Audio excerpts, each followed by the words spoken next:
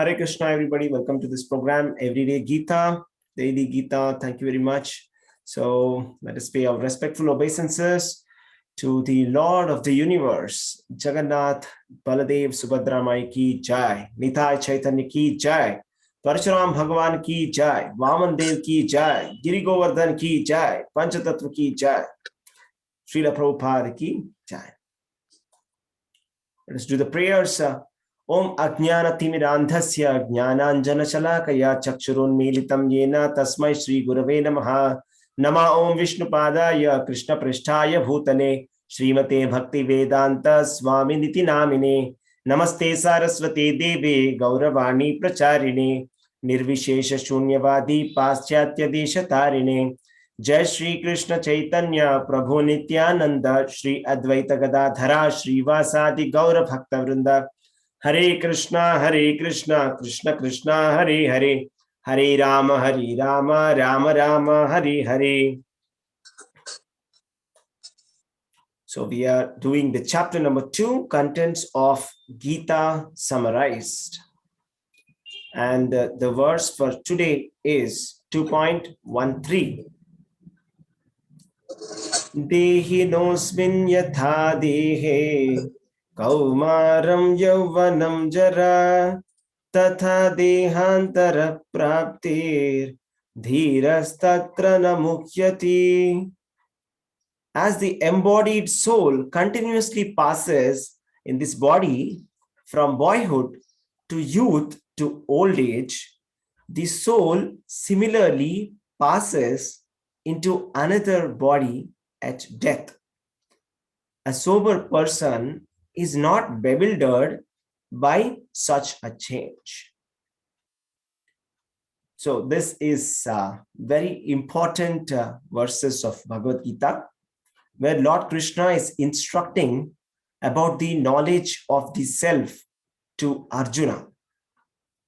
So spiritual knowledge begins with this, the knowledge of the self.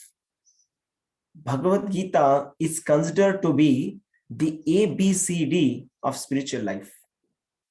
Anybody who wants to be very serious in spiritual life must first read Bhagavad Gita.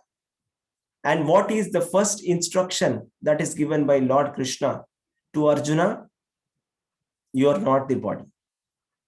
You are the unchanging soul within the body. So what is the proof for that? So this is so logical. This is so beautiful analogy that Lord Krishna is giving. What is he saying? As the embodied soul is passing from different stages of life, just like there is Kaumaram, childhood, Yauvanam, youth, Jara, old age. We all see that. We have experience to see that no certain person, when he was born, he was a small boy, and his body grows to a youthful body. And slowly it becomes old. The body becomes old. Tatha dehantara prapti. Dehantara prapti means change of body. So the information is given to us about the change of the body. So this is a very natural cycle that happens. What is that cycle? First birth, from birth to childhood, childhood to youthhood, youthhood to old age, and dehantara prapti, transmigration of the soul. So Lord Krishna is informing Arjuna that it is very natural for every living entity to change the body at the time of death. So for that, one need not lament. Dhiras tatra na mukhyati. A sober person, an intelligent person, a knowledgeable person who has the information about the soul does not lament about this fact.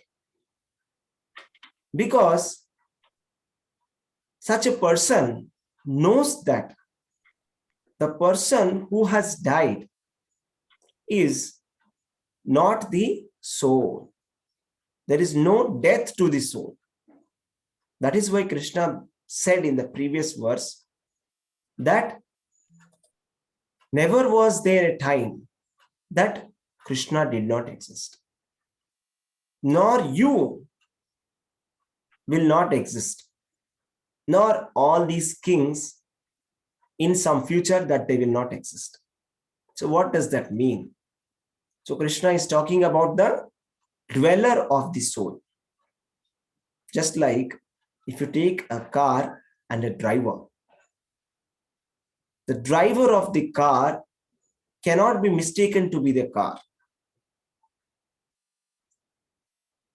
If there is some accident to the car, it is not necessary that the driver also has got that injury.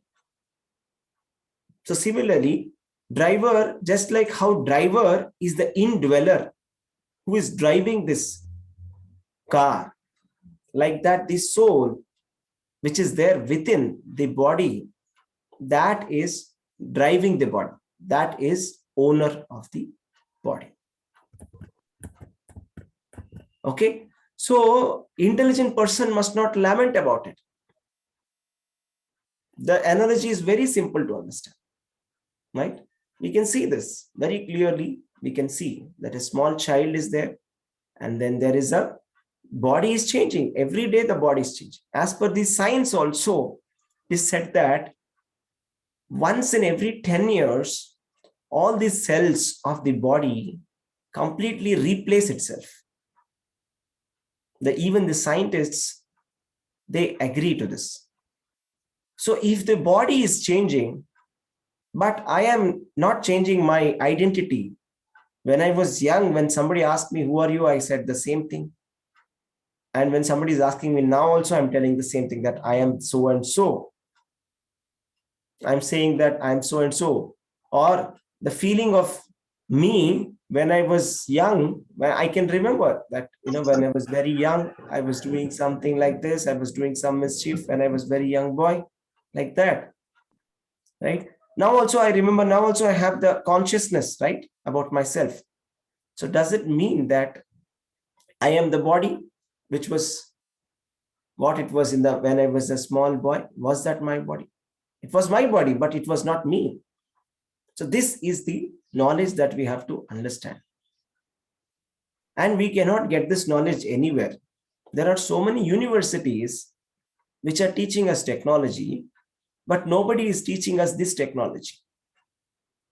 This technology with which Lord Krishna, the Supreme Personality of Godhead, has built us, has put the eternal spirit soul inside a machine, the body, and the body is transforming every single day.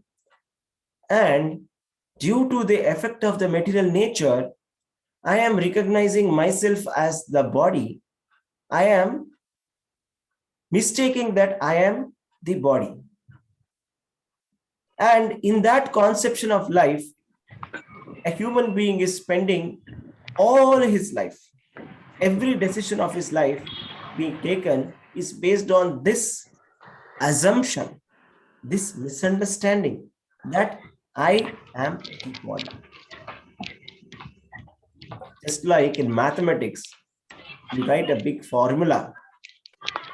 Generally, mathematical problems, when we solve, what happens is we start with a base equation, right? And from there on, if the first equation that we are putting goes wrong, then what happens to the problem? You're putting a 2-page solution, starting with one equation. The first equation is wrong. Then the entire problem is fully wrong. We will not get even a single mark for that. So this is our life. Without Bhagavad Gita, our life is like that solution to that problem, which is completely wrong.